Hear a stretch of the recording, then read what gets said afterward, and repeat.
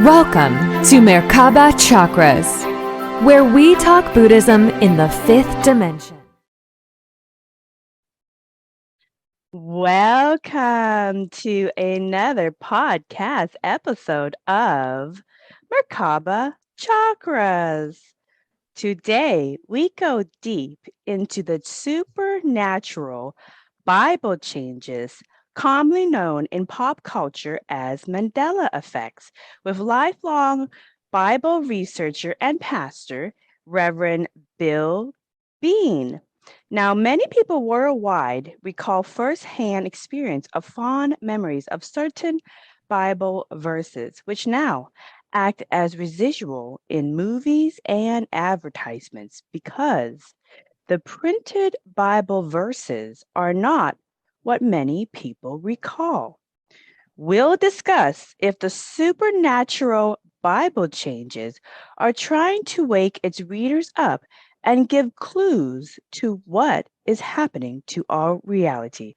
So with that, Reverend Bill Bean, welcome to Merkaba Chakras. Thank you so much, Vaughn. It's a pleasure to be with you and looking forward to a great interview here.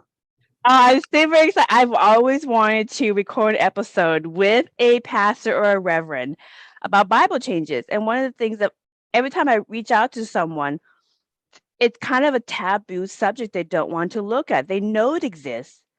And it makes it really hard for them to recite some of the scriptures that are most commonly recognized and recited, because they have changed in the Bibles. And so it makes it really hard. But what I found is many of the pastors and reverends just do not want to acknowledge it. So let's get into why you're acknowledging it. So please tell us how you got started into researching these Bible changes, which we commonly know as Mandela Effects, or in Buddhism and Hinduism, parallel realities.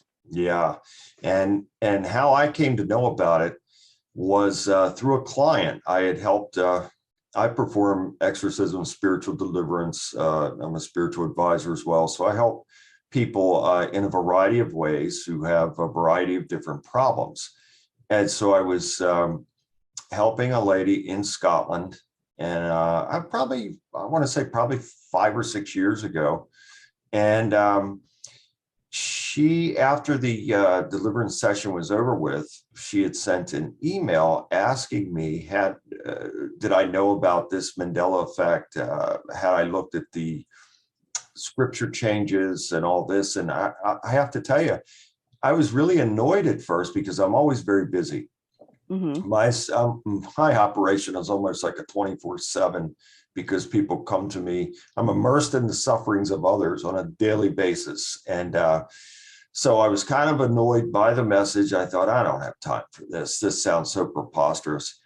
Yet, when I went to delete the message, I felt that God was stopping me in my spirit. I felt like he was telling me to take a look at this. She had sent a video link, a YouTube link. And I didn't want to do it, but I obeyed what I felt God was putting on me. And I clicked on the link, and this guy had made a video about the changes.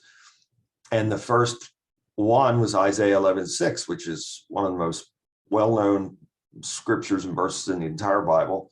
And there are paintings and statues and little figurines like this right here made of it. And it's the verse that talks about, and the lion shall lay down with the lamb. And it's a verse that everybody knows. And suddenly he's saying in the video that the verse had been changed, and it now said the wolf. So I stopped. I have a bunch of Bibles in my home, in my office. One is nearly 200 years old. And so I grabbed them all.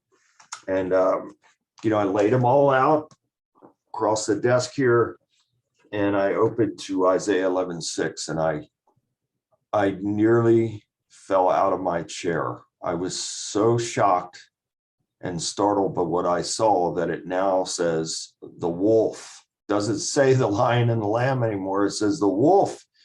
And I couldn't reconcile that. I could not, because it's one thing if books come out of the printer off the presses that have had things altered in them, that's one thing. But if we're talking about, the Bible, which is the most popular book in history, and if we have these Bibles in our possession, in our homes, in our offices, and those words are changed in Bibles that are in our possession, that becomes supernatural. And so it took me a while, a couple of weeks for the shock to wear off. And then I continued to watch the video, and he pointed out many other scriptures, which I went researched those as well, and was just absolutely astounded to see these changes. And there is no way, and I've had debates. I had one debate with a pastor in Tennessee who's a Bible scholar, and he attacked me and had people attacking me in any which way you could think of, people threatening me. You just wouldn't believe it. It was terrible. But the fact of the matter is that this is real.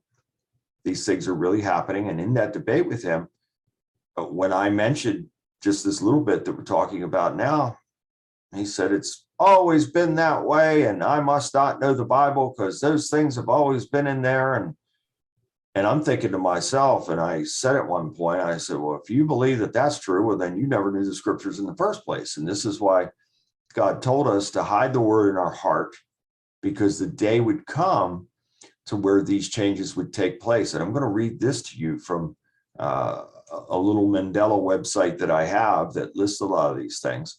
This is Amos 8, verses 11 and 12. It says, behold, the days come, saith the Lord God, that I will send a famine into the land, not a famine of bread, nor thirst for water, but of the hearing of the words of the Lord. And they shall wander from sea to sea, and from the north even to the east, and they shall run to and fro to seek the word of the Lord, and they shall not find it. And I think that's what's happening here now with these changes. And it's so sad and unfortunate, Vaughn, because what's happening here is that each generation that comes along, after this point, they won't know any different. So they'll see these words in the Bible and they'll go, what are you talking about? That's what it says there. They won't know any different. And so this is a tactic. I believe that it is the devil who is behind this. And this is, so Daniel 7 verse 25 says, and he shall speak great words against the Most High, and he shall wear out the saints of the Most High, and think to change times and laws, and they shall be given into his hand until a time and times and the dividing of time. So you mentioned something about a parallel universe. I can believe that, because I believe that our God, Yahweh, created this universe and probably many others. There's no limit to what he can do, or what his thoughts are not ours, his ways are not ours, so he can do whatever he wants to do. So perhaps the devil, Hasatan, Satan, knows this because he held a very high position in heaven. And when he and a third of the angels were kicked out of heaven, perhaps they came down here, and this was a very cleverly calculated plan to usurp Yahweh by doing these things. And through fallen angel technology, quantum physics, because I believe that devices such as CERN and D-Wave quantum computers probably have a part in this, because when we're talking about, again, having things in our possession, not only Bibles, but other things as well, as I'll point out as we go along here, when they are altered and changed, that becomes supernatural. There's no other way to explain that. And so some people like us, you and I, we could see this, and other people, but yet other people, they absolutely, even if they see it, and this applies to most of the pastors and churches of today, even though they know something is wrong, A, they're either living in denial, or B, they just flatly refuse to talk about it for a variety of reasons. And that is sad and unfortunate, because if I'm a man of God and an agent for God, then I have an obligation and responsibility to serve God, but also to serve my fellow man. And as part of that service is to give truth and lead people in truth. Otherwise, it is a disservice to God and a disservice to my fellow man. So I don't know what these people, what they think they're going to accomplish by just trying to put this under the rug or whatever, but it's not good, and it's a disservice to people. It's very sad. Right. And I came to the Bible changes in a different structure. So obviously everybody knows I'm Buddhist, born and raised into the metaphysics of Buddhism and consciousness. And we know that consciousness creates reality. But not to go too far into advanced esoteric Buddhism, I'm familiar with many of the popular scriptures in Bible because I grew up in the United States, and many of my friends are Baptist, LDS, Mormon. LDS is Mormon, Christian, Presbyterian. I mean, you name it, Jewish, etc. And as an open-minded Buddhist, I'm always welcome to different ways to understand God and consciousness, and kind of how we can live our best version of ourselves in this life. So, so I'm very familiar with these verses because these are the most common verses that are used, that I have familiarized myself growing up with. So I have almost memorized. And but when they started changing and I started reading, I'm like, this is different. And everybody just has that baffled look, but nobody really questions it. I'm like, well, something's happening here and you guys need to question it. So because if you don't question it and you don't set it straight, then it's going to be the downfall of what you communicate to other people, because you have to have, because because there can't be contradiction. So so anyways, it's not truth. It's not truth. It's untruth. You're spreading untruth. So anyways, but not necessarily my journey, but as an outsider looking in and then seeing this in real time, one of the most baffling things was to see a lot of pastors completely skip sermons that relate to these most popular verses that have changed. They can't.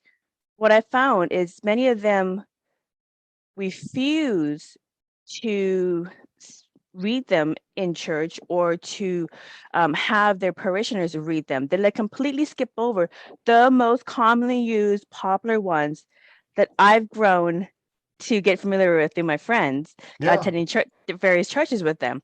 Now they're not even talked about. So let's go through some of this, and just for people to understand, in Hebrew, abracadabra loosely means I create what I speak. And in Buddhism, what you believe, speak, focus on as intentions leads to actions which are tools used by a soul's own consciousness, as discussed in the Eightfold Path and the Four Noble Truths. So consciousness creates reality, which is why there are no coincidences.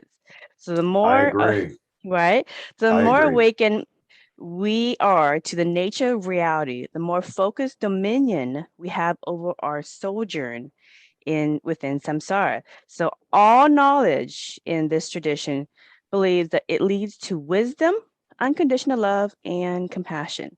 So everyone grab your oldest Bible you can find for this exercise. We're going to kind of go into this with Reverend Bill Bean. It's going to be so much fun. And we're going to go over the common scriptures that many people believe have changed. So I'm going to quote a line, Reverend Bean, and you will fill in the blank based off your remembrance of using it in your sermons. And if you have a personal experience to tie to that, please explain this. So here's my Bible, you guys. If you guys are looking at the video version, here's my Bible. Okay, it's an old Bible, Holy Bible. Okay, it is from 1883. It's so old, it broke apart, you guys. And if you guys can see, there's like dust falling down. The papers are like, oh my God. I mean, I tell you, it came out of a pilgrimage or something. So anyways, so I open it very, very gently. You can see there's pieces falling off. That is Hilarious. amazing. Okay, so the reason why I brought the oldest Bible for this exercise, you guys, is that it's the point, prove a point. So this is the Holy Bible from 1883 was when it was printed, and it was printed by the New York American Bible Society and distributed in the United States. Now, in 1883, there isn't very many competition for Bible publishers. So this is like the main one. So most of the Bibles printed at the time was going to be from the New York Society of American Bible Society. All right, so that's what most people were reading from. Yep. That's what most people, since 1883. And the other thing also is most of the Bibles were published and bought by middle class or upper middle class families or debutantes. So working class usually weren't illiterate enough at that time to read the Bible, so they would go to the church and trust that the pastor is picking the appropriate verses and teaching the appropriate lessons. So anyways, this was printed since 1883. So for you guys who are like, well, they changed the printing when they did the printing press.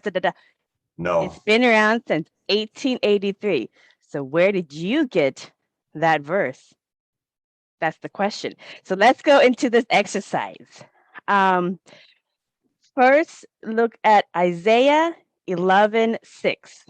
So here's the quote, and I would like you, Mr. Bean, to fill in the blank. The blank will lie down with the lamb.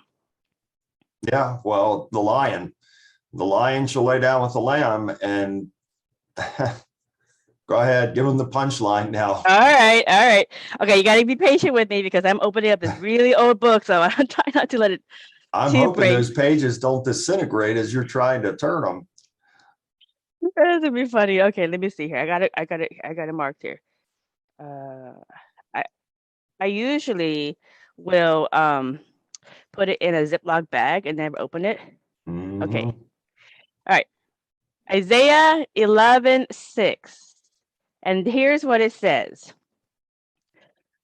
The wolf shall dwell with the lamb, and the leopard shall lie down with the kid, and the calf, and the young lion, and the fatling together, and the little child shall lead them. Is that what you remember No, not reading at all. to your parishioners? Not at all. And so, again, I've been called an antichrist. I have been called an agent for the devil, leading people away from God. In that debate, the pastor Bible scholar said to me, if I don't have my Bible, I don't have anything. I said, well, then I guess you don't have anything, because if you're worshiping a Bible, you're in big trouble anyway, because we're not supposed to worship anything other than our glorious Creator. And so it's just, I can't fathom it that people would go to those lengths to debate over something, to those lengths to try and destroy someone's reputation for standing up for the truth. And when they know full well that what they're saying is not true and it is not possible. And so I just shake my head. And again, I stand for the truth.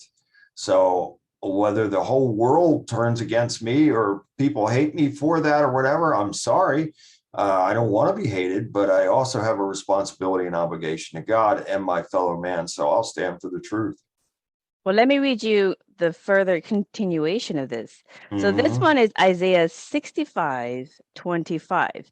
And you guys, when you guys are going through this, if you're not familiar with reading Roman numerals, just go into an internet search and just type in Roman numerals 6, and then I'll show you what the symbol looks like so that you know how to go through and look at them. So so especially for the audience that isn't familiar with the Bible and how it's orchestrated, when they say like Isaiah 65 is the Roman numeral, and then 25 is the verse. So that's how it's organized. Just FYI for people doing this exercise for the first time, because this is an international podcast that goes to Asia and other parts of the world. So Amazing. 65:25 Isaiah, here's what it reads. I'm going to The my Bible to look at this too. So go ahead. Okay. Isaiah 65:25. Here's what it reads. The wolf and the lamb shall feed together, and the lion shall eat straw like the bullock, and the dust shall be the serpent's meat. They shall not hurt nor destroy in all my holy mountain, saith the Lord. Yeah. So And now again, the wolf and the lion are best friends. yeah. What do you think about that? Well, I think that it is a demonic deception. And I think what this is, and if you really break this down and analyze it for what it is, this is what the theme and what the message is saying is accept evil as good because it's all good and everybody's together, good and evil, and don't worry about anything. You can embrace anything and everything because it's all good, and so there is no evil because evil's good. That's pretty much what the message and the theme in there is. Wow. So that's very confusing I'll for say. For teaching about morality. If there's Yeah, because the scriptures tell us those who call evil good and good evil, that's wickedness right there. And they will do woe to those. That's what the scripture said. Woe to those who call evil good and good evil. And so there you go. I mean, it's inserted in there now to say accept, embrace, because everything is good. right. And that's wrong. So It's let me ask you. absolutely wrong. So we're gonna go a little bit more into this. So, and you guys, once you guys get into this, you guys are really, I highly recommend you go into a lot of the other ones as well. These are the most popular ones, and many people recognize, and I as well. So here is the popular one, and it's perfect because we're recording this on Father's Day. Yeah. So Matthew 6:9-13. And I was just going to say that to you. So this was, I was just going to say, so perfect. I'm glad you're bringing this up now. So happy Father's Day, everyone. But Reverend Bean, please recite the Lord's Prayer as you remember reciting it your whole life and being taught. Yeah. Our Father who art in heaven, hallowed be thy name. Thy kingdom come, thy will be done on earth as it is done in heaven. And give us this day our daily bread, and forgive us of our trespasses as we forgive those who trespass against us. And lead us not into temptation, but deliver us from evil. For thine is the kingdom and the power and the glory forevermore. Glory, hallelujah. That's how I remember it. And I'm glad you're bringing this up. So I'll let you talk about it, show the changes now. All right, you guys. That is Matthew chapter 6, Roman numeral 6, verse 9-13. And this has always been written since 1883 in America. This is how it's always been read. So if you guys have it different, where did you get that information? Because this is how it's always been published. So this Bible's going to break apart out of this episode. I'm praying for you that it stays together. We're going to finish it. Okay, so got Matthew, 9-13. Our Father, which art in heaven, hallowed be thy name. Thy kingdom come, thy will be done, in earth as it is in heaven. Give us this day our daily bread, and forgive us our debts, and forgive us, as we forgive our debtors. And lead us not into temptation, but deliver us from evil. For thine is the kingdom and the power and the glory forever. Amen. So the difference there is verse 12 where it says, and forgive us our debts as we forgive our debtors. But there's a couple others as well.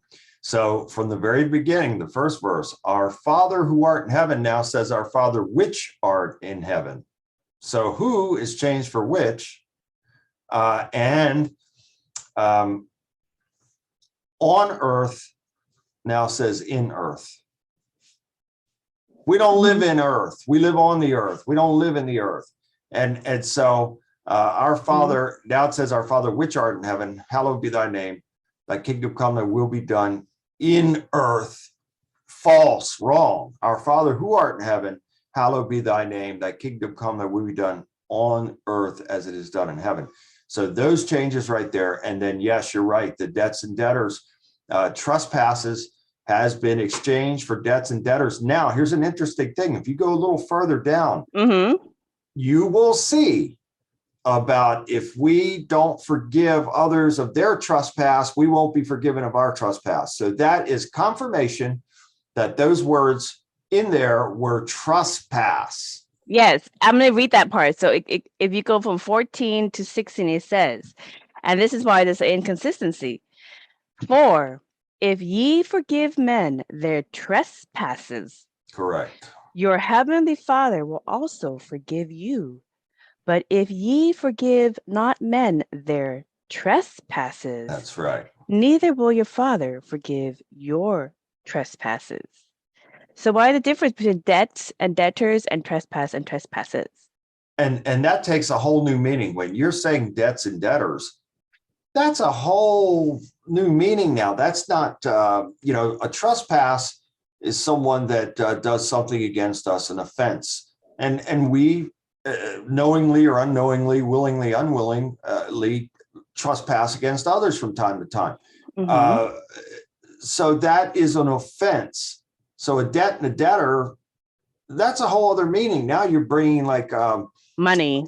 Yes, you're bringing. That's a whole different ball game there. And so it's just like every one of the other ones. Some are very subtle, just like with the on earth, in earth, and others are blatant and blatantly evil as well, that shows evil intent. And I'll read a few of those as we go along. But so for people that would say, okay, well, what's the big deal? When you hear a couple of these other ones that I'll read off, it is a big deal. And you'll see that there is a blatant attempt to mock God and to absolutely mock the Bible and the scriptures. Well, I will tell you, Mr. Bean, Buddhism will back you up. So, but Wonderful. With scientific evidence. But back to this, there's another one, because I know we might have a couple that kind of overlap. So I want to make sure I go over my list, Okay. and then you can Sure. sprinkle even more enlightenment. So this one is actually Mark 6 verse 14. So you guys, chapter 6 verse 14. Okay, and so emojis are literary memes for conveying emotions. It is not taught in English to put the back end of a parentheses after a semicolon. Okay, that's not taught in English. And it's used in the emoji keyboard insignia, like insignia. Okay, so if you go to Mark 6 verse 14, I think I have it here, but it's so small, I don't think you can read the text. So it basically says, and King Herod heard him, for his name was spread abroad. Emoji, wink emoji. For his name was spread abroad, and he said that John the Baptist was risen from the dead, and therefore mighty works do shew forth themselves in him. So, anyways, that was interesting. But and that was kind of like in that verse. When they put the emoji, it's almost kind of like a wink, wink. Here it comes, kind of like exactly a pun, right. kind of like a pun, like okay, here comes the punchline. When I first saw those, and there's emojis in other places in there. When I first saw, they usually put them at the point where they're going to be like hit. Yeah, kind of like a. So again, wait for it. This is preposterous that these types of things would have been in the original writings of the Bible, and in any Bible. There's no reason for it, because the wink, wink again. What is that saying?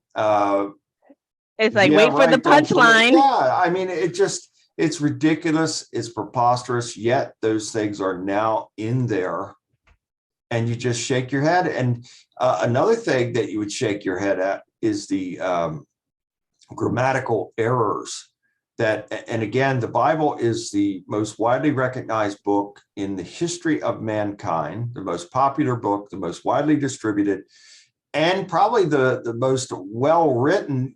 Something like this, they're not going to have any of these grammatical errors in the way that some of these things are reading off now. And you just look at it and you go, no, there is no way on this earth that you would see some of these things. Yeah. Okay, so here's another one, you guys. So I hope you're enjoying this interactive exercise that we're doing. Okay. And remember, do not be afraid. No, there's nothing to fear in the situation. This is, and what I hope, Vaughn, is, and I've said this many times, is I pray that this will strengthen a person's faith, because now is the time to really draw closer to God than ever before. And so if we could do that, then we'll have a covering over us. We'll have God's protection, favor, and covering, and empowerment as well, and discernment. And so this is it's so vitally important for people to understand this, because the devil, so all life operates on frequency and vibration. So if Yahweh spoke the world into existence, he did so by his voice, which was a frequency coming from his voice. So the devil knows how to manipulate those frequencies. He's called the prince of the power of the air and the airwaves. So he knows how to manipulate the frequencies. And so every person, we hope and we want to see, and we all want to be on high frequency, high vibration. And if we can attain that and maintain that, then life is good, life is positive. No one has a perfect life. We all have a set of issues and challenges. That is life. However, if we're operating on high, then we're up for the challenge and we'll be able to meet those challenges and continue to move forward. But if a person is on low frequency, low vibration, life sucks. It's like the black cloud over the person's head and nothing goes right. There's always a problem, a situation, a drama, and never an answer. And that black cloud continues to amplify, magnify over these people. And so that's what the devil wants. He wants to create, so he uses bully tactics to create fear. He wants fear and confusion, which causes division. And that's what this is all about, because as I stated to you earlier, here I've had other Christians damning me to hell and call me an agent for the devil and all these types of things because I'm speaking the truth. So they're in that. The devil's having a good laugh because there's division and confusion. Mm-hmm. And I will say this, I have to clarify this, because for the Buddhist audience and the Zen audience, like the terms of the devil and hell, in those traditions, they don't really recognize that, but they do recognize low consciousness and low consciousness, beings with lower consciousness that are further and further away from the light and away from a direct connection to God, is of lower consciousness, and they kind of swim in that suffering and those kind of lower energies. So they can negativity, and the world that is created out of that negativity is not is the furthest away from what you would call paradise. So I just wanted to, so for some of the audience who are going, no, but that it's it's another, we're getting lost in terminology. It's the same concepts. So okay, Genesis 1:1. Okay, so I'm going to read this and I would like you to fill in the blanks. In the beginning, blank created the blank and the earth. Yeah, and now it's changed. It was heavens and earth, and now, or is it, see, I'm confused myself. Was it heaven and earth and now it's heavens and earth, or vice versa? It's been changed now. And so it's, I think is it heaven and earth now, or heavens and earth that they've changed it? Well, so you guys, the question is, in the beginning, blah created the blah blank and the earth. So let me read it. So this is what it says. In the beginning, God created the heaven and the earth was without form and void. Void, yeah. And darkness was upon the face of the deep. And the Spirit of God moved upon the face of the waters. And God said, let there be light, and there was light. And he basically goes over the whole 7 days and how things Creation.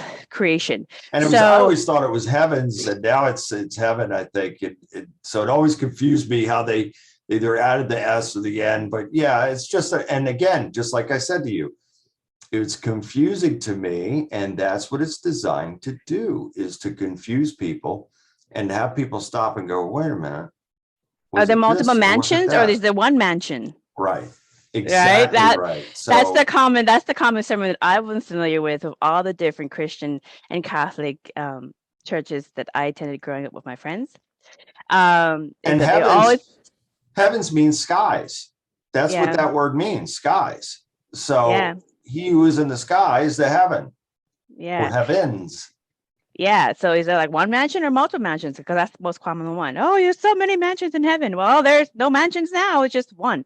So right. My father has many mansions, and now it's mansion. Yeah.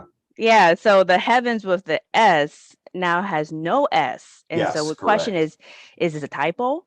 No. But then also in some books, it says, in this one from 1883, it says God, but in some books it says Yah, which is YAH. Both means the Lord.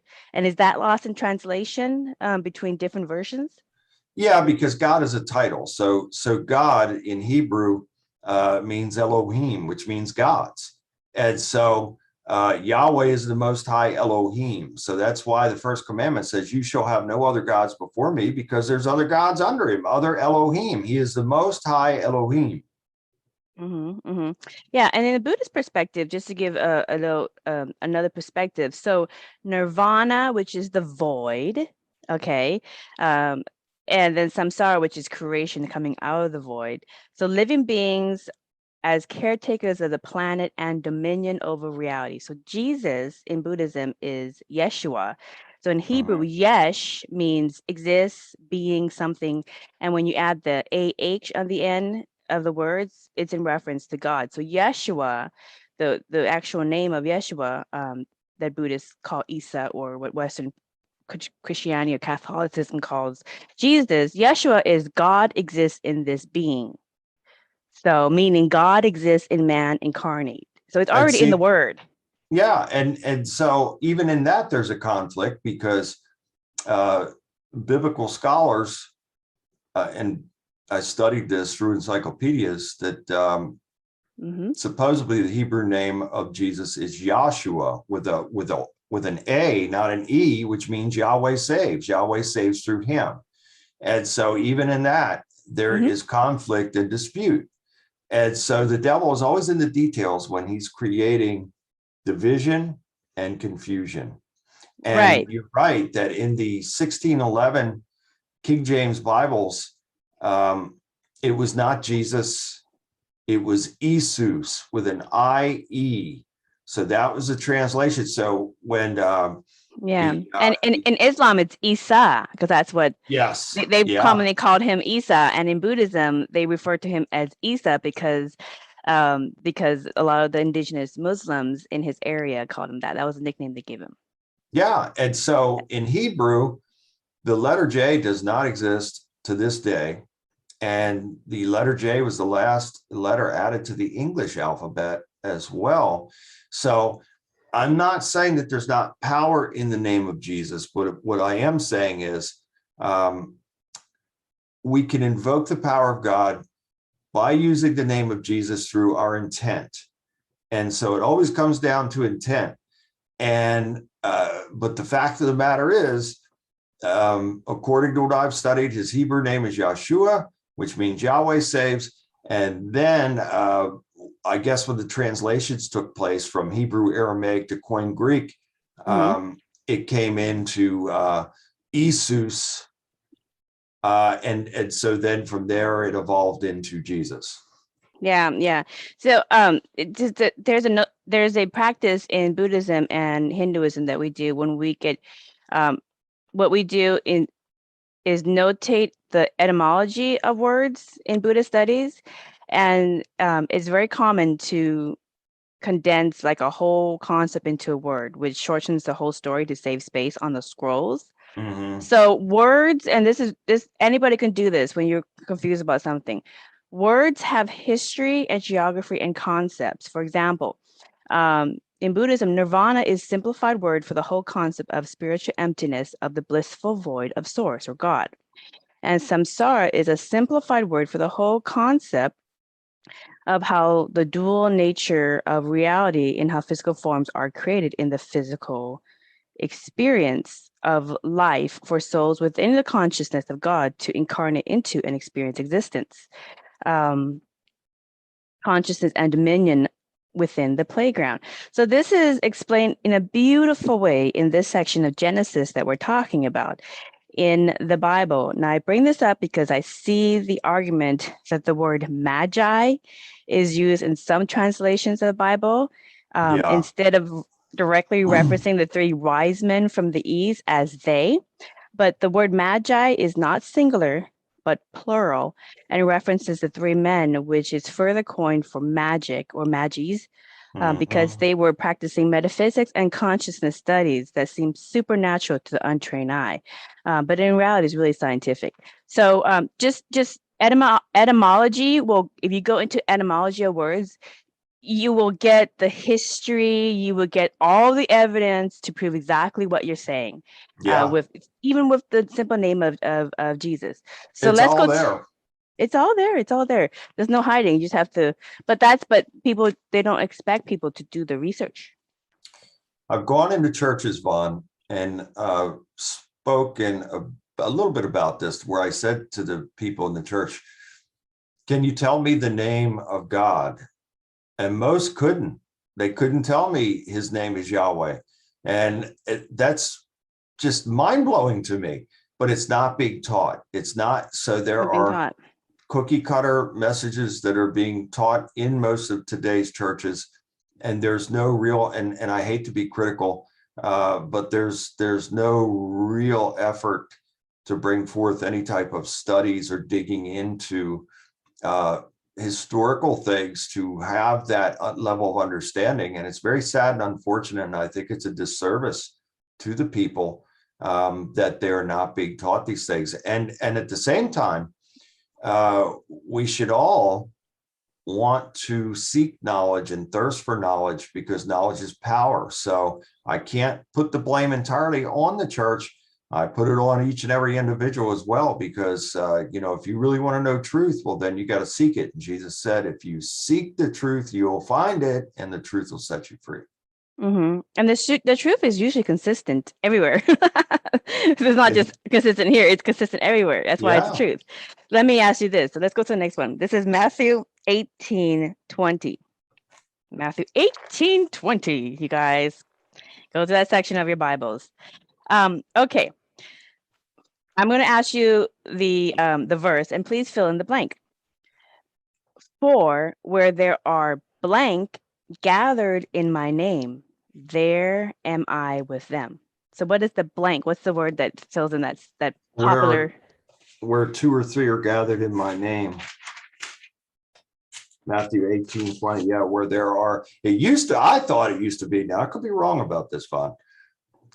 I used to think where it said where there are two or more gathered in my name, there also I should be, but now it says two or three. Okay. I remember for where there are two or more. I always remember it says Me too. two. Because this is the most popular ones. And when you're going to convert people into different, into the theology, they use the most popular ones. So there's the consistency. That's what I thought too. Yeah, it's like drumming the same one. So, I've gone to some growing up and I go, I got that one. And they're like, dang, she knows it. Girl, I have been to a lot of these, and then you guys use the same material, so I have it down. And see, so again, that speaks to your commitment to seeking and thirsting for wisdom and knowledge. Well, let's read what it says. Since 1883, you guys. Yeah. Okay, so Matthew 18:20.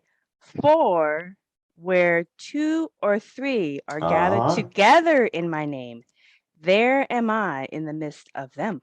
Yeah. So I remember two or more gathered in my name. That's how I remember it. But it's just amazing that that slight little thing can be added in there. And then that causes people like us to go, I don't remember it like that. And so again, then there's others that would say to Okay. us, you're crazy people. It's always said that. Yeah. Okay. Well, here's another one. This one's kind of interesting because when you find like this one's almost like the emoji one. Is like, how can you be so modern? And back then, it's like, is there a time traveler coming back into time in 1883 and printing this by the New York? What is it?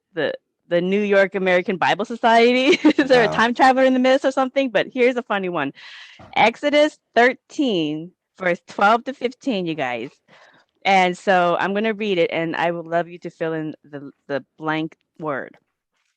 And it came to pass, when Pharaoh would hardly let us go, that the Lord slew all the firstborn in the land of Egypt, both the firstborn or man and the firstborn of beasts.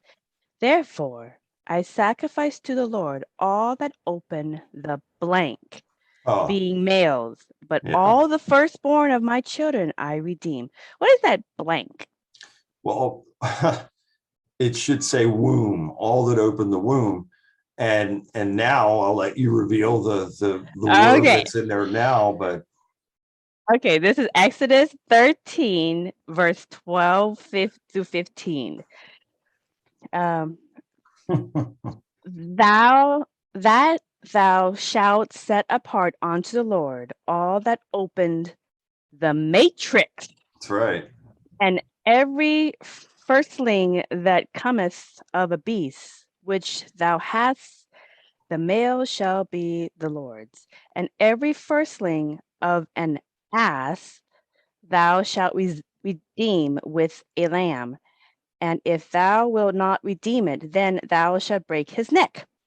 And all the firstborn of man among thy children shalt thou redeem. And it shall be, when thy son asks thee in time to come, saying, What is this? That thou shalt say unto him, By strength of hand the Lord brought us out from Egypt, from the house of bondage.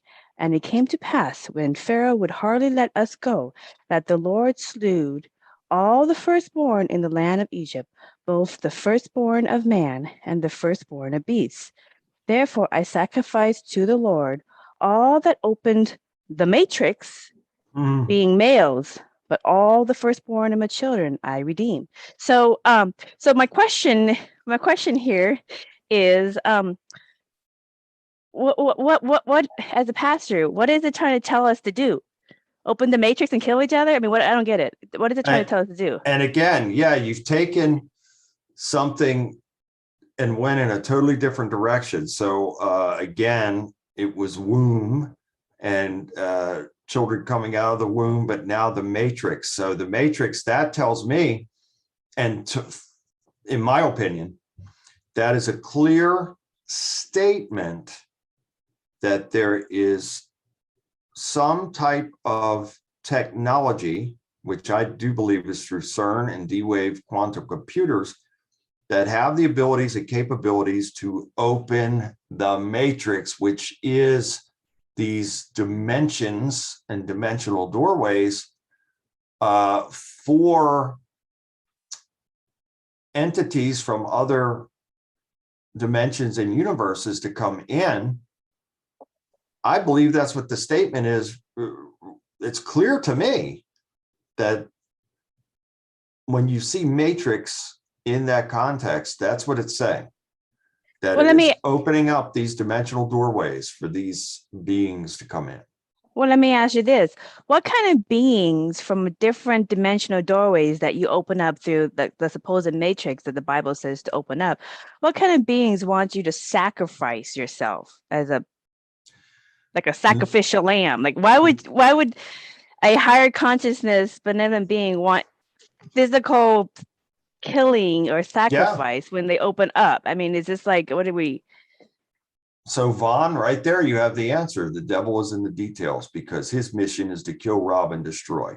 That's what he sends people, demons to people for. That is the game plan. So out of his playbook, it's fear-based, trauma-based tactics divide and conquer, and killing, robbing, and destroying. That's Okay. his MO. And so It says there in the Bible since 1883, we should be sacrificing physical people to these, when we open the matrix, to these entities that come through the matrix and from these doorways, or or whatnot. it's just unbelievable. And that's more, and that's moral, supposedly. Like that's, I mean, okay. if you're in a philosophy or in a church that's asking you to harm yourself or your loved ones in the name of, yeah, you better run from that place.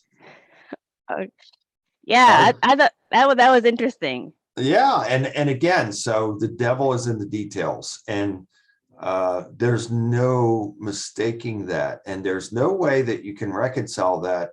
So if I'm giving a sermon and I happen to read that and I accept that and try and push that on people, oh no, it's always said matrix. Well, no, that makes me dishonest. That makes me a part of the problem as someone that would push these things on people and tell them, no, it's always been that way, accept that as normal, embrace that, and it's okay. Yeah, it's okay to do harm to yourself or whatever, that's fine. Or to sacrifice and bring harm to somebody else in the name of the sacrifice. What is that saying? I mean, that is saying that you're endorsing wickedness and evil, low frequency, low vibration, the most severe type of negativity that you can imagine and think of. So there's nothing good that comes out of that. Zero. Yeah. Well, then the question would be, because in Buddhism and Zen traditions, there are concepts of different dimensions, that's separated by frequencies, and the higher dimensions of consciousness have higher beings of higher frequency that are closer to the light and the love of Source, God, whatever you want to call it. Yeah. And so it's just so foreign of a concept to even sacrifice or harm anything. And when you meet these beings of higher consciousness, it's just so contradictory. So anybody who recognizes that will do, wait a minute, that doesn't make any sense. Right off the bat, they would go, off the bat, no, this is not right. This is not right at all. And it wouldn't even feel right in your spirit as you're reading something like that. You couldn't possibly accept that and say, oh yeah, no, that's okay. That's what it's always said that. No. Discernment is a number one lesson. Let's do another one. These are fun. Let's do another one. Okay, so this is Isaiah 8:12. Okay, you guys, Isaiah chapter 8, verse 12. And here I'm gonna say it, and Mr. Bean, can you fill in the blank word that you recognize? Absolutely. Preaching in the Gospels. Okay. Say ye not a blank concerning all whereof this people shall say a blank, neither fear ye their fear, nor be in dread. What is that blank? So say ye not a blank. Okay, so Isaiah 8:12, correct? Mm-hmm. Okay, so but what you remember before you read the verse, what do you remember it saying? I am not sure on that one. I'm drawing a blank on that. So it says, say ye not, and that's Isaiah 8:12. So 8:12. Oh, okay. 8:12. Let's see. Oh, I got it. Yeah. So I'm not really sure on that, Vaughn, because here it's saying, do not call everything an alliance. These people say an alliance, do not fear what they fear. Do not be terrified. Alliance doesn't sound right to me there. That's for sure. Which version are you reading? I've got a Holman Christian Study Bible here. When was it printed? It's probably modern. It's probably modern. Okay. Yeah. The one that I remember growing up is the word conspiracy. Yes, that's right. Conspiracy. That's exactly And right. here's my example of the conspiracy. So I've had a lot of friends read this, and this is what made as a little kid growing up, I never heard, they don't teach the word conspiracy in school. So this is where I heard the word conspiracy. So I'm like, oh, No, conspiracy, you're a right. I remember that. conspiracist. Yeah. And it was, and the whole mysteries of the Bible and that History Channel documentary. I watched the whole thing because I love all the different stories. Mhm. And one of the episodes was on Jesus conspiring and doing conspiracy, and kind of shaking up the temple, and there's this whole thing about conspiracy, and it comes from this verse. Yeah. So let Oh, me you're right. read. You're absolutely right. I do remember that now. Oh, Yeah. So I now have. it's saying here, it's saying alliance. Okay. So let me read the 1883 version from the New York American Bible Society that all the United States had, from printed as of 1883, Isaiah 8:12-22. Say ye not a confederacy Oh, to yeah. to That's right. I all have that on my site. Yes. yeah Yes. Yes. to all them to whom this people shall say a confederacy, neither Yeah. fear ye their fear, nor be afraid.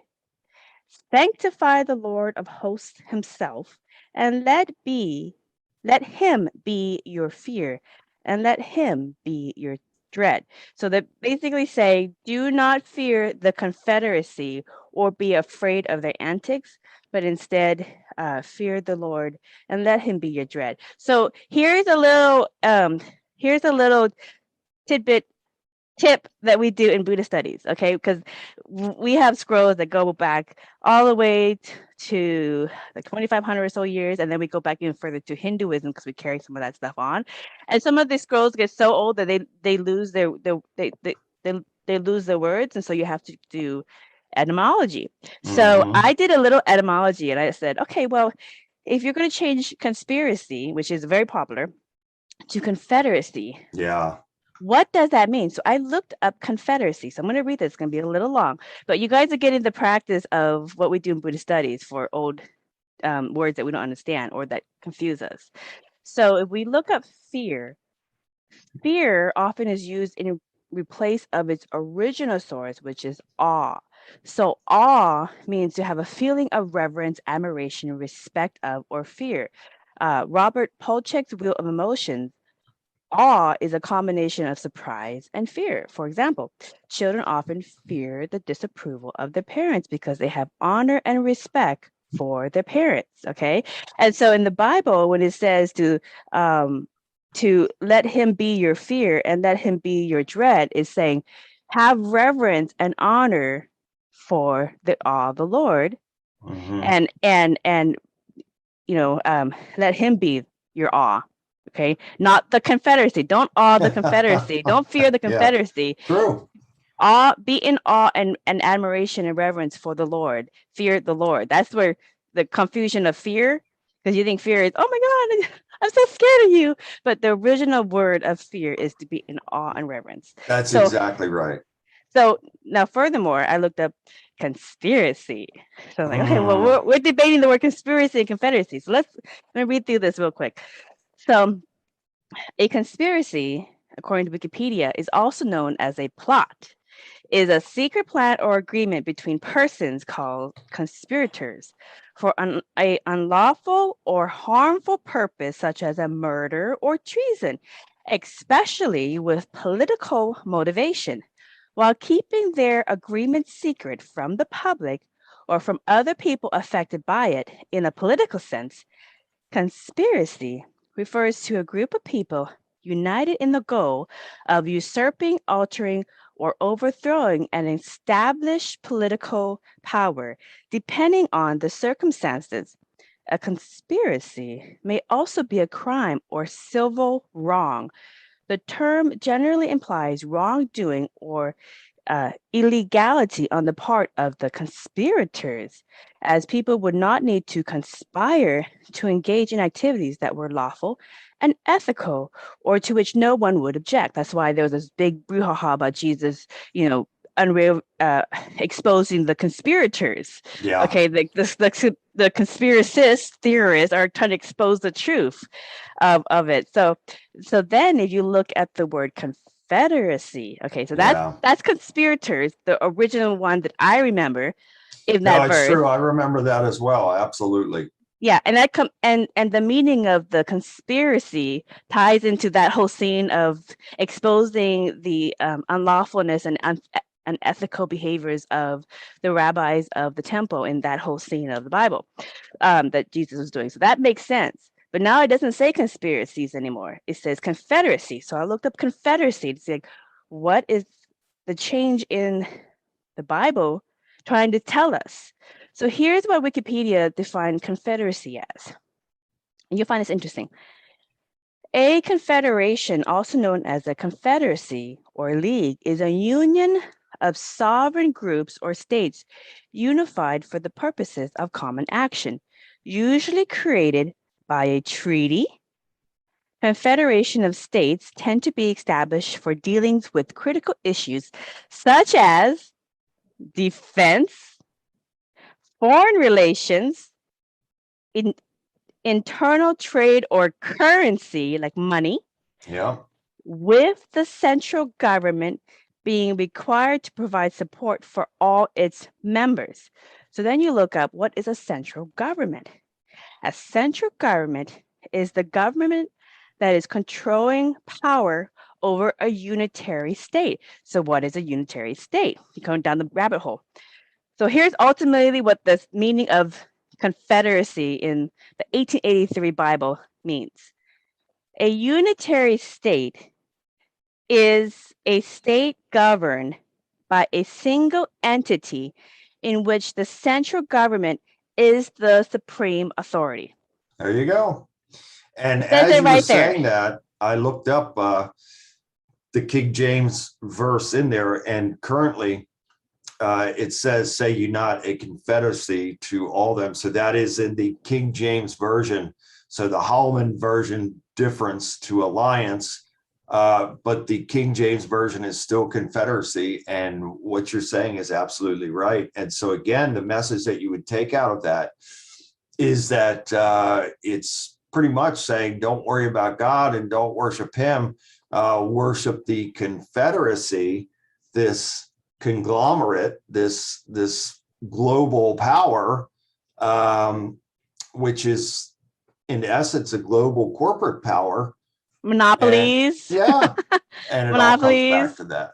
Yep. You know, treaties that put that subjugate all governments, and they have supreme power over everybody's autonomy and their currency. Everybody's on the same currency and the same religion. So, you know, I mean, this is getting into to Revelations, but what are your thoughts on the Bible changes giving us clues to steer away from impending disasters such as the proposed, I don't know if the correct word is like beast system, one world governments, monopolies, I think we're in it already. I think we're in it already. It's already began, and I think it's only going to increase, Vaughn. I think that they're going to, at some point, try and bring in that one world currency, and they'll do away with paper money, and everything will be digital and you know, through cards and whatever. China has that system there to where if you get out of line, you know, you get your points knocked off and you can really be in a bad way. You can't travel, you can't do this, you can't do that. So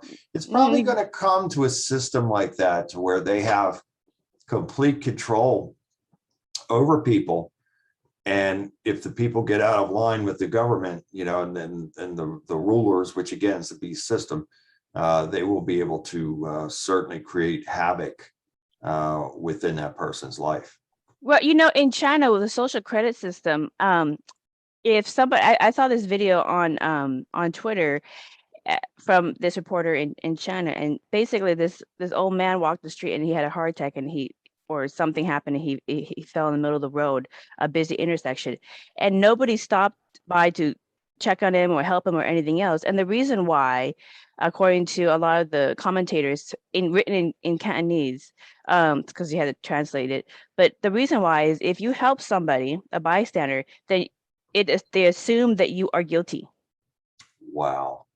And So how sad is that our world is there's no coming to that? morality. There's no morality. No, Like you have to literally live in fear of losing your civil rights and losing your sovereignty and your livelihood for helping another person in distress because it that's what assumes. it's coming to. And again, the devil is in the details. So that is the blueprint for keeping people in the fear-based, trauma-based way of thinking and living, keeping them on low frequency, low vibration. That way they are imprisoned and cannot move forward. Well, in the version that I read, it says a confederacy, neither fear their fear nor be afraid. So don't be afraid of the confederacy and do not Correct. be fearful of them. So don't be scared of their what they're proposing, and don't be living in fear of what they're proposing. It's actually a call for courage. Yeah, it really It- is. And now is the time for people to understand this and to really step forward in what I call warrior mode, which is faith, strength, and courage. And Mhm. so if we're Yeah. really operating in that level of faith, strength, and courage, then God will help us to overcome anything and everything. Daniel was put into a den of lions. God kept him safe and protected him through all of that. So if he would do that for Daniel, he'll do that for all of us. We just have to have that level of faith. Right. Yeah, and that's really good too, because when you notice these things, to find a way to empower yourself, because it it requires some discernment. Like you hear that, and this is what they're telling you to do. Do you toe the line and do it because you're afraid of losing your livelihood, your sovereignty, your XXX, or do you do the right thing that you know in your hearts of hearts is the right thing to do? So it's a test of morality and character. I agree. I So, completely agree. And with how I talk about these things, with these changes, I get messages from people all the time thanking me for speaking about it because they went to their pastor and people at their churches, and they were ridiculed and just absolutely lambasted and really criticized for even bringing this type of thing up.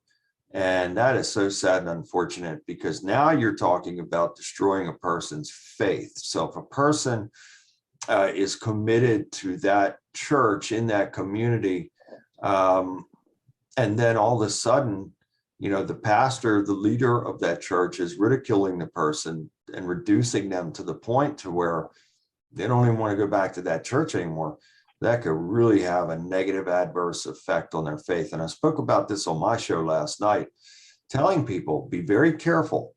Keep your praise and worship guided to God. Jesus himself said, "Our Father who art in heaven, hallowed be thy name." He said, this is how you should pray. So he's telling us who to pray to, and this is how you should do it. And so it's sad, Vaughn, because some people, not all, but there are some that go into the churches, and all of a sudden they start worshiping the pastor or the priest. And now they're in dire straits because they're not worshiping God. They're worshiping that man. And that can put them in a really bad place. mm-hmm.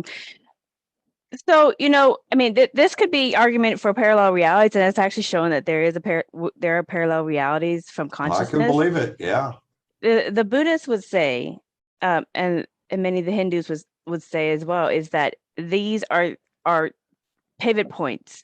Okay, now you got to choose where you want to focus your attention, where you want to focus your energy, and what you focus on, you create. So if you continue to focus on the lower frequency messages, such as hurt yourself, salvage others, when the dimensional gateway of the matrix is open, and you just submit to that, and you submit to all these things that we're talking about, not having discernment and just kind of going along with the lower version of the Bible presented, you're going to, through your consciousness, experience that version of reality. Whereas if you pick the other version and you know the truth, you feel the truth, and you walk the other way,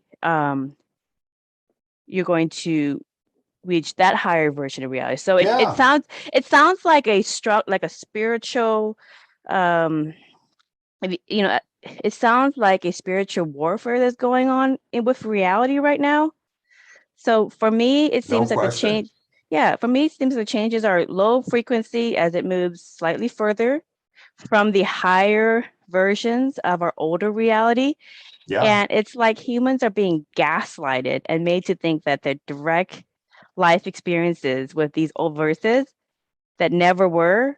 So almost like the older, more logical versions, which I think are much cooler versions and make more sense.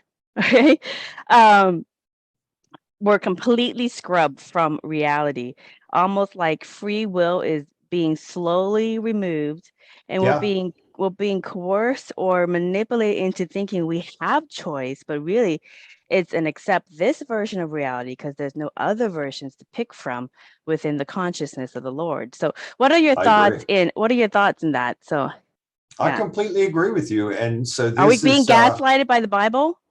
we're well by the devil who's in the details. And so this is a tactic again to lower the frequency and vibration to get people in fear, to keep them in fear. And then once a person is in that fear-based, trauma-based way, with the frequency and vibration lowered, they're wide open and vulnerable for attack. And that's what's happening. That's why I'm so busy. There's so many people suffering in the world in that way. It's very sad. It's very tragic. And the only way that we can combat it is through real faith and just standing up in that level of faith, strength, and courage. And God will have honor and favor on us for our faith. It's easy to say, but difficult to do. But if you really get into that and into that warrior mode mindset, then you can become a victor. You'll no longer be a victim, you'll be a victor. And so it requires a lot of hard work. And most of all, it requires stronger than steel faith. Mm-hmm. But You know, God, if he would do that for me, Vaughn, he'll do it for anybody. right, right. And you know, Reverend Bean, I think it like I think it's almost like a land grab, but it's a power grab Correct. for the multiverse, for consciousness. And Correct. I taken it to almost kind of like we prepared our whole life for a test. Now let's test you and see who really is going to pass the test. And a lot will be deceived.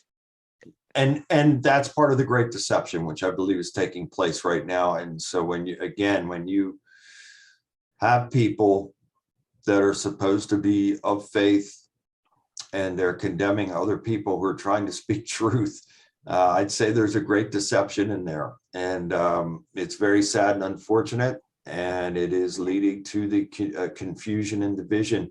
And I want to share with Yeah. you a few more of these scriptures. And I I want to share one with you that I know you know very well.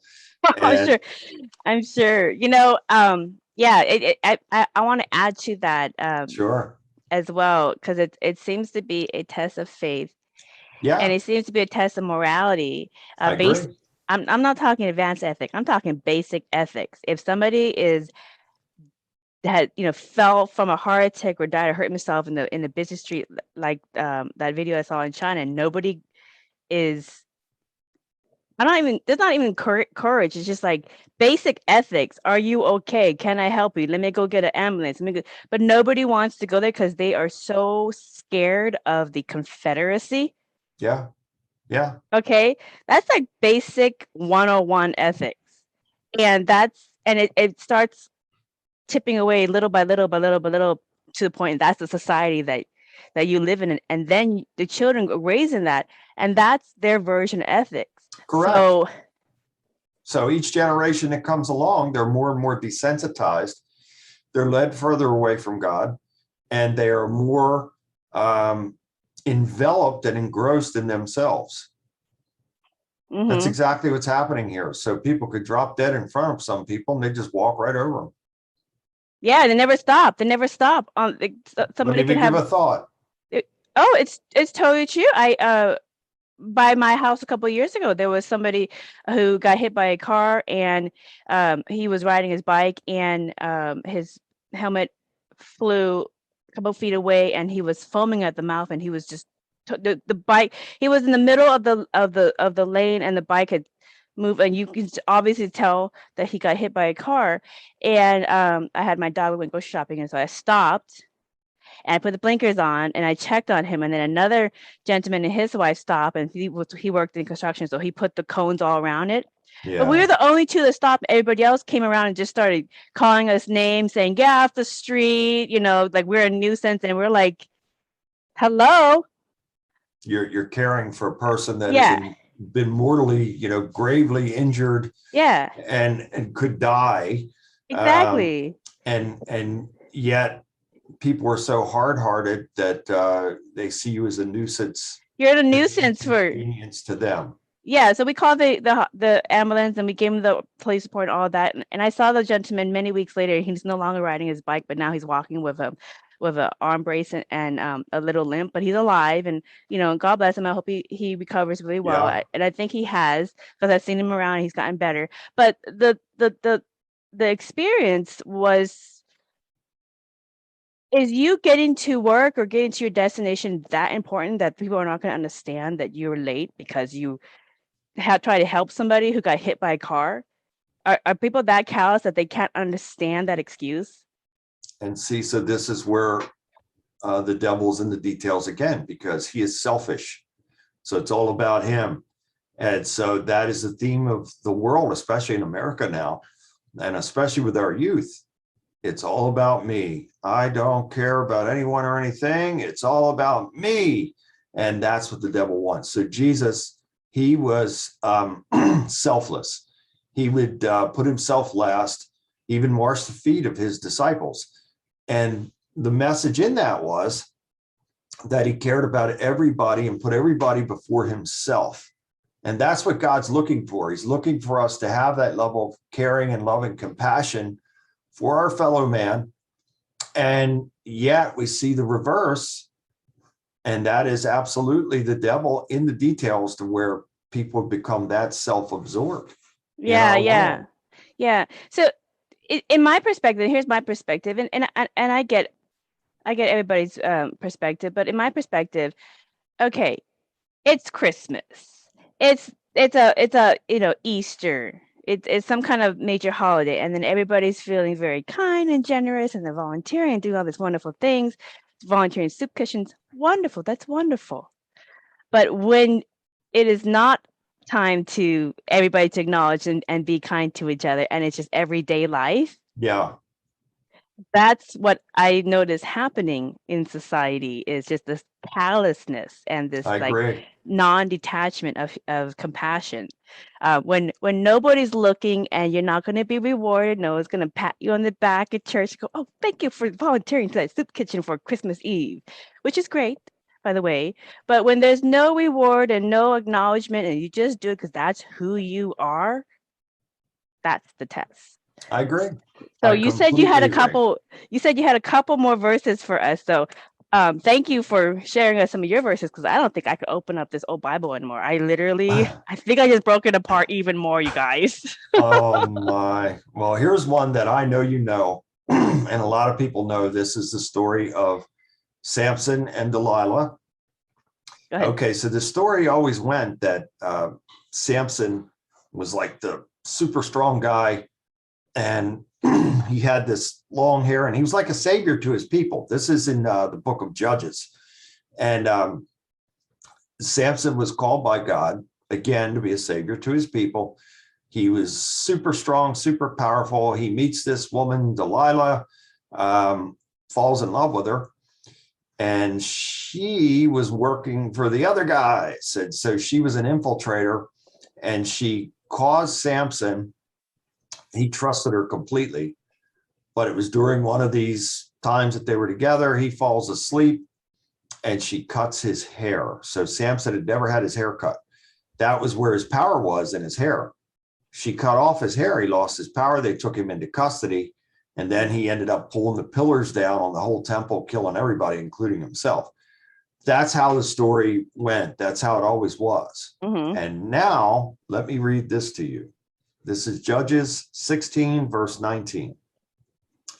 And now this is Samson and Delilah. And she made him sleep upon her knees, and she called for a man, and he caused him to shave off the 7 locks of his head. No, absolutely not. It was Delilah who cut the hair of Samson, not 7 locks. She cut all of his hair. And now she caused him to fall asleep and calls a man in that cuts off 7 locks of his hair. Preposterous. Mm-hmm. That kind of reminds me of the Boaz story about him and his wife. Okay, so if you look at some of the versions of I didn't get a chance to look this one up, but some of the versions of Boaz and his wife, instead of Boaz, which is Boaz, it's now Yeah. Booz, Yeah. Booz, which is weird. Booz is like, what? Booz. And in Buddhism, I will tell you definitively, because we have Yeshua in our scrolls, one of many teachers that has come through the schools, he had a son that he named Boaz, Boaz. Yeah. One of 3 children that he had, Sarah, I can't remember the second one, and then Boaz. For sure it was Boaz, because it's written in our scrolls as Boaz. And I don't know where this booze comes from, but that's different. It's just, again, it's preposterous. Here's another one, Genesis 40, verse 1. And it came to pass that after these things, now the original word was cupbearer. So now it says, and it came to pass after these things that the butler of the king of Egypt. That's like the Matrix, and that's like the Matrix instead of the womb, and Confederacy instead of conspiracy, and here's a word, Vaughn. Here's a word for you that you're going to go, what? This is a word that does not exist in the English language to this day. This is Leviticus 21:20. It says, or crook-backed. Now, this should say hunchback, but it says crook, CROOKBACKT, crook-backed. That word does not exist in the English language. Or dwarf, or that have a blemish in his eye, be scurvy or scab. So it was originally hunchback, and now it's crookback. And here's another one. It was originally hunchback because people recognize it from the reference to the Bible, because the Hunchback of Notre Dame is kind of like a homage to the reference of the Bible, and like kind of the same kind of moral story in the Hunchback of Notre Dame. It kind of triggers the same moral story in the Bible of the Hunchback reference there. So there's some bleed through there. And here's another one. This is Numbers 11, verse 12. Have I conceived all this people? Have I begotten them, that they should say unto me, carry them in my bosom as a nursing father beareth the sucking child? A nursing father? That originally said nursing woman, and now it says a nursing father beareth the sucking child. So my question is, okay, because one of the arguments is, well, maybe it's just kind of a loss in translation over years. You know, you have loss in translation from, I can understand booze from Boaz is kind of like a 1-word difference, but concepts are different. Yeah. Okay, so how can you get a lamb versus a wolf different? That's like a whole concept that's different. How totally can you get biologically nursing a child, which is a female thing, the science? Correct. How can you get that concept different than now it's a man can nurse, you know, like a man can give birth to from a baby and chest, nurse and nurse. Yeah. I mean, what is this a whole transgender thing? Propaganda that started off in the Bible or something? I mean, it's funny you say that, because these things are being added in that way. And I'm going to read a few more for you that's going to should give you clear indication that's exactly what's going on. Another one here, Numbers 23, verse 22. Now, many places in the Bible, you will see the word ox. He is strong as an ox. That's where the saying comes from. Strong as an ox. That comes from the Bible. But now ox has been replaced. Numbers 23, verse 22, God brought them out of Egypt. He has, as it were, the strength of a unicorn.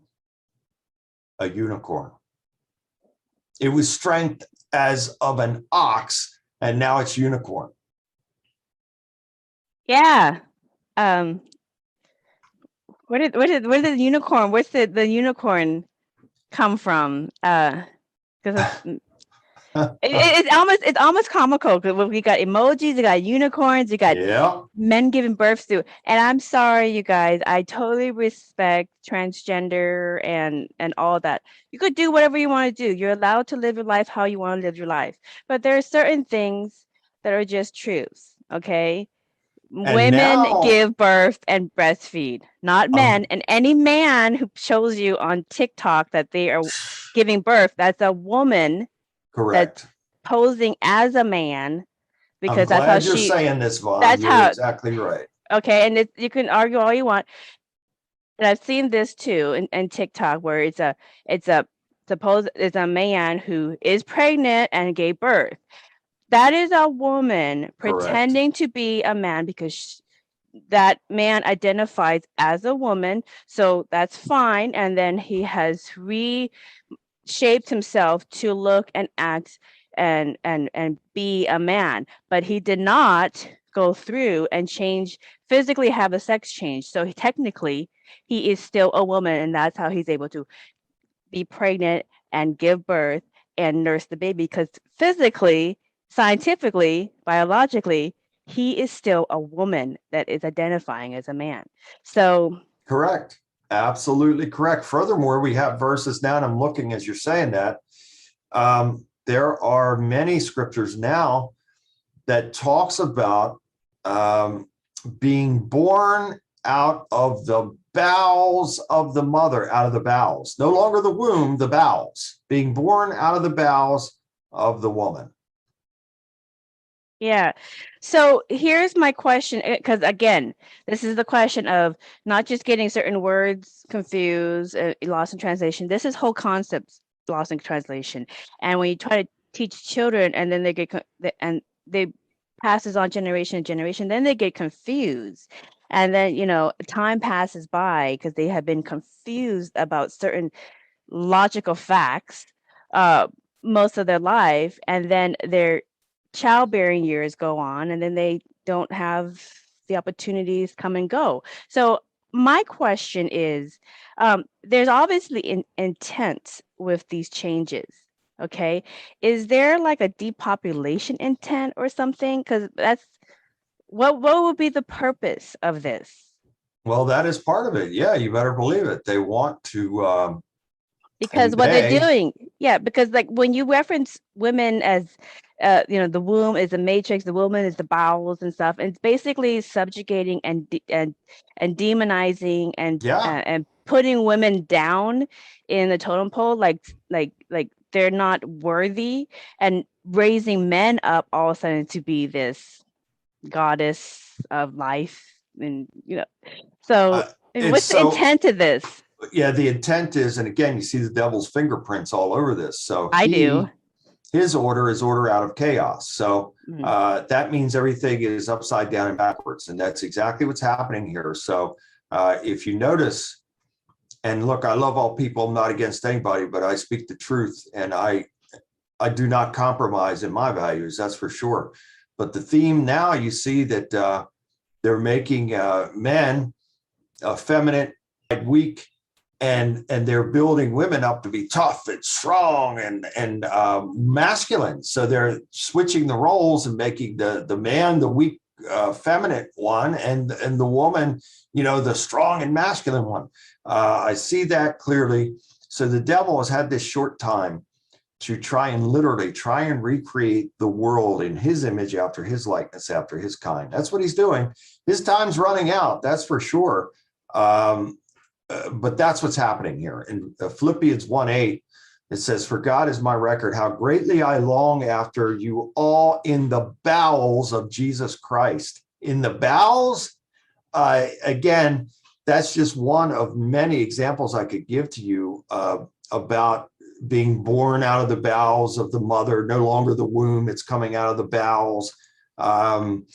Just some of them, and there's another one, Revelation 1:13, that used to describe Jesus as a commanding officer with a gold sash going across his chest. Mhm. And now it says that he has a girt about the paps, that's a bra across the breast, and a golden girdle. So describing him as a transsexual now. Which is not how Buddhists would back up that at all. Like we don't, like none of the monks or the students in training did any of the monasteries throughout all Buddhism and Hinduism play in these gender games at all. Yeah. You know, so I It's- mean, It's very sad and unfortunate, Vaughn. And again, I have nothing against anybody. I love all people. I've helped people from all walks of life and will continue to do so. But when we look at the bigger picture here, I'm convinced firmly that this is a complete mock of God and an attempted takeover to lead people away from God and then create a new version where anything goes and there is no law, there is no order, there is nothing other than complete chaos, and do what thou will is the whole of the law, which comes from none other than Aleister Crowley, who preached that during his time.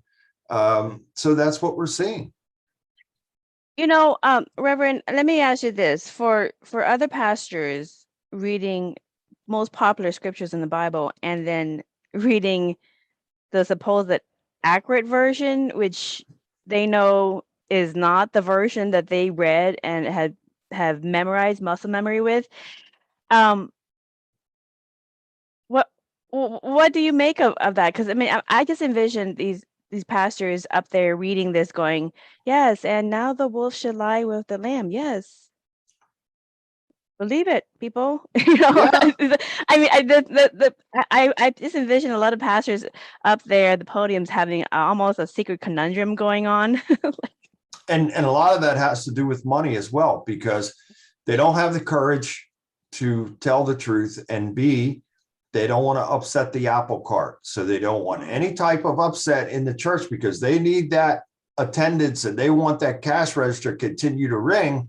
So they're not going to do anything to upset that little balance. So they'll continue to teach a cookie cutter message, pat the people on the head and say, see you next week, and bring the checkbook with you. And I'm sorry to say that, but that's what it is. A great deal has to do with that. Here's another one but I want to leave you with this. Yes, leave us with a last message. Yeah. And then also, where can we grab your books and get a copy of it as well? So, well, I'm going to tell you about this little passage first, and then I'll let you know about the other stuff after that. My cousin sent me a video clip recently of a very well-known mega preacher up there giving a sermon. And he actually said this, Vaughn, and I could not believe that this individual recited this, knowing the truth, and recited it anyway. So in Revelation 19:16, it says, and it never said this before, he has a vesture on his thigh and a name written. Never said that. King of Kings and Lord of Lords. Okay, so in the Holman version, it says, and this is Revelation 19:16, he has a name written on his robe and on his thigh. Absolutely not. So now he's Rocky with a tattoo on his thigh, King of Kings and Lord of Lords. It's preposterous. It was never there, and now it's there. And this mega preacher who gets 20-some thousand people coming to his church every week, and he's all over TV, he recited that and had no problem reciting that to all those thousands of people. And I heard that and I just shook my head, and I just absolutely unbelievable. How could you stand in front of all those people and recite that and act like nothing's wrong with that and treat that as truth when you know it's a blatant lie and it is a blatant mock of God and Jesus Christ? Yeah. And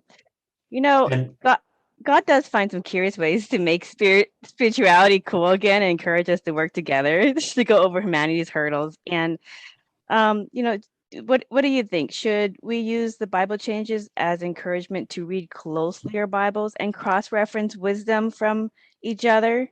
that's what my message is, Vaughn. Yeah, absolutely. I think people, need to move closer to God than ever before. And B, in doing so, God will bless them with wisdom and discernment. Now, the people have to have that ability to, or the want and desire to seek knowledge, because again, knowledge is power and you should always thirst for that. So yes, it can be a positive thing, because I'd rather know the truth any day than to follow along in a lie. I was born to be a leader, and I praise God for that. I am not a follower of anybody. And so I completely rely on God to guide me in my ways. Am I perfect? No. Do I claim to be? Absolutely not. But I do the best that I can do, and I try to be the best that I can be each and every day of my life. Why? Because I am that committed to God and that committed to my fellow man as well. So I have to, if I'm committed to God in that way, I'm committed to excellence.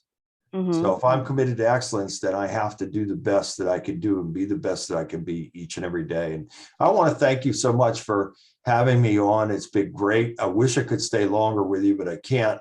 And we'll do a part 2 if you want to do a part 2 on this in the future. I had so much fun. Where can people grab your books? For anybody out there, if you want to get a copy of my book or books, you can visit billbeanwarrior.com. And if you want to have a spiritual deliverance session with me, a counseling session, whatever it may be, same thing. Visit the website billbeanwarrior.com, and you can book a session with me on the site there. So I'm very busy, but never too busy to help somebody. And I hope that we can do a follow-up interview in the future, because there's a lot more to talk about. That's for sure. Well, Reverend Bill Bean, it was so much fun to do this exercise and go over the Bible changes with you and discuss the potential ramifications. Again, for more information about Reverend Bill Bean's offerings, his website is billbeanwarrior.com. It's in the show description. And we leave you with this last unchanged Bible verse from Mark 10:27. With men, it is impossible, but not with God. For with God, all things are possible. Love it. So believe in yourselves and believe in miracles, everyone. Thank you kindly for listening to another enlightening conversation. Until next time, blessings.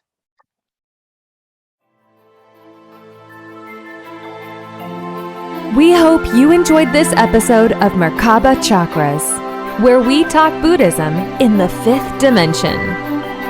For more information about today's guest, please go to the show description. For more information about Vaughn's metaphysical work, please go to merkabachakras.com. The views expressed today are for entertainment purposes and do not necessarily reflect the views of the host or replace any medical or legal advice. Don't forget to subscribe for more interviews about the 5th dimension. Until we meet again, blessings.